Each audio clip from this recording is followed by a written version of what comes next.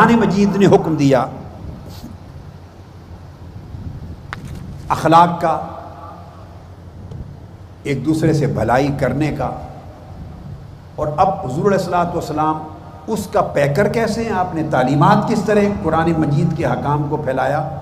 جب فتح مکہ ہوئی اور آقا علیہ السلام مکہ معظمہ میں داخل ہوئے، فتح کیا، تو آپ نے اعلان فرمایا اس دن جب فتح مکہ کا دن تھا، داخلہ ہوا، تو آپ نے اعلان فرمایا یا ایھا الناس افشوا السلام، اے ایمان والو، اے لوگو، ہر ایک کے لیے سلامتی پھیلاؤ۔ بولے اونچا بولے، سلامتی پھیلاؤ۔ افشوا السلام واطعموا الطعام، لوگوں کو کھانا کھلایا کرو۔ اب مکہ فتح ہوا ہے، ذرا بات سمجھنے والی ہے۔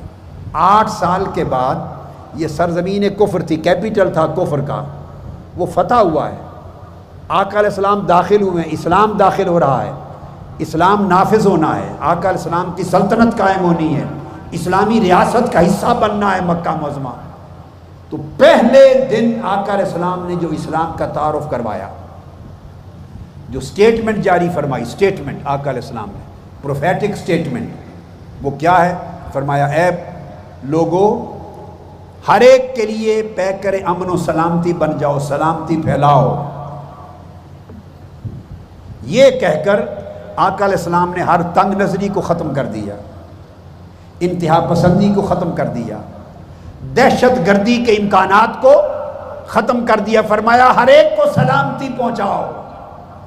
اب یا ایھا الناس کہا، اس میں تفریق نہیں کی مسلمان ہے یا غیر مسلم، مسلم ہے یا مسیحی، مسلم ہے یا مسیحی، مسلم ہے یا ہندو ہے، وہاں تو کا سکھ ہندو زمانہ نہیں تھا، جو بھی مسلم ہے یا غیر مسلم، فرمایا یا ایھا الناس، سلامتی پورے نسل بنی آدم کے لیے، پوری بنی نوع انسان کے لیے سلامتی پھیلاؤ۔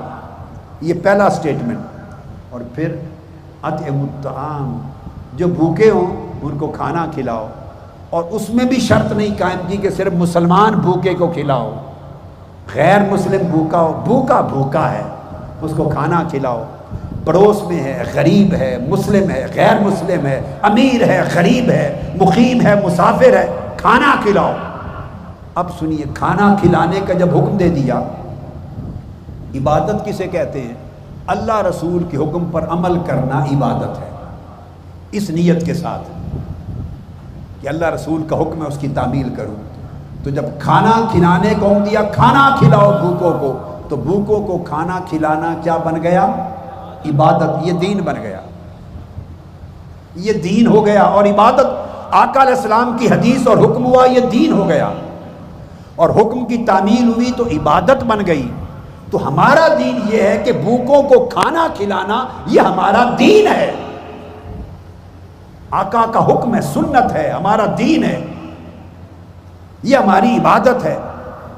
اور فرمایا پھر صلہ رحمی کرو، رشتہ داروں کو جہاں خونی رشتے ہیں ان کو جوڑو، خونی رشتوں کو جوڑو، جہاں خونی رشتے ہیں تم سے زیادتی بھی کریں، لا تعلقی بھی کریں، بے وفائی بھی کریں، بیگانگی بھی کریں، تب بھی خونی رشتوں کو کاٹو نہیں، ان سے بلائی کر کو جوڑو۔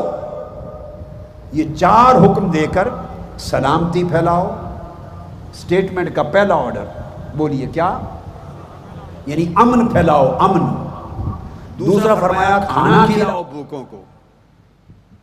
تیسرا فرمایا خونی رشتوں کو کاٹو نہیں، جوڑو۔ یہ 3 احکام فرما کر چوتھا حکم فرمایا وَصَلُّوا بِاللَّيْلِ وَالنَّاسُ نِيَامٌ، اور رات کے وقت جب لوگ سوئے ہوئے ہوں تو نماز پڑھا کرو۔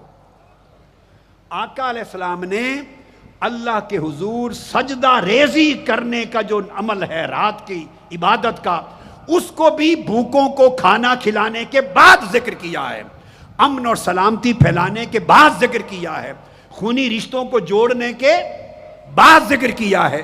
تو بتائیے دین میں ترتیب کون سی ہوگی، جو حضور دیں یا ہم دیں؟ اور پھر فرمایا یہ کام کرتے جاؤ، وادخلوا الجنۃ بسلام، اور سلامتی کے ساتھ جنت میں دوڑ کے داخل ہوتے جاؤ۔